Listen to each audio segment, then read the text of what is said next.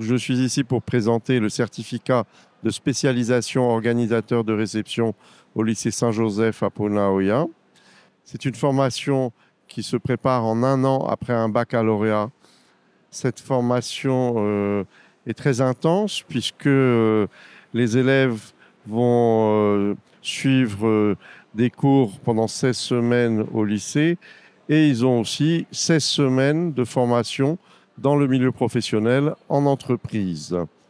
Donc ça doit être vraiment millimétré. L'organisateur de réception, c'est un professionnel qui va être chargé de coordonner toute une équipe qui, elle, va mener une réception. Donc les réceptions, elles sont de nombreux types. Les organisateurs de réception vont devoir acquérir des compétences déjà en termes de management, puisqu'il faut assurer de nombreux éléments de gestion et de logistique.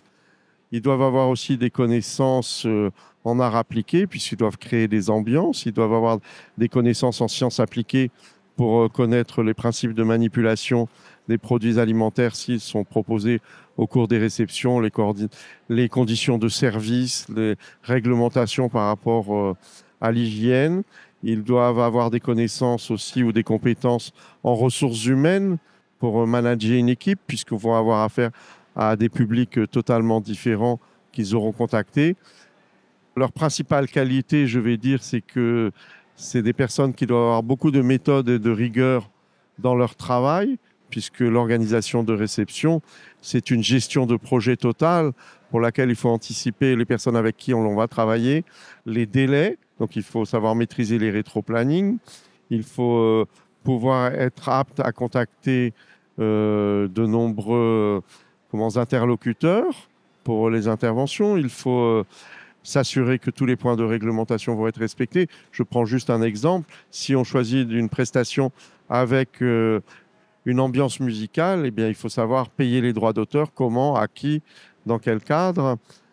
C'est des personnes qui vont avoir aussi du coup à gérer les budgets. Donc, ils ont des compétences en économie-gestion à mettre en avant. Bref, c'est un métier intense, complet, qui ne peut se réaliser qu'avec une forte motivation interne.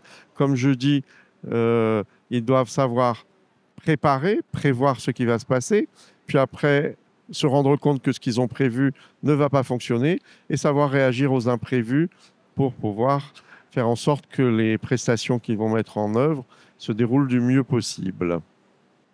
Alors, il pourra éventuellement, effectivement, créer sa propre structure d'événementiel.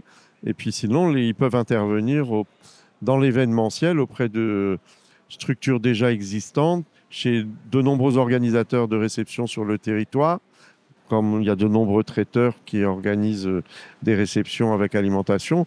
Il y a les wedding planners, mais il y a toute autre sorte d'événementiel qui peuvent exister. Là, on a des élèves qui ont travaillé, par exemple, avec le service de l'artisanat pour l'accueil des paquebots de croisière. Il y a de nombreuses interventions possibles, les foires commerciales. Ça couvre un champ très, très vaste.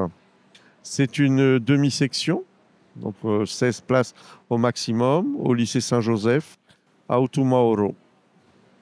Je vous remercie.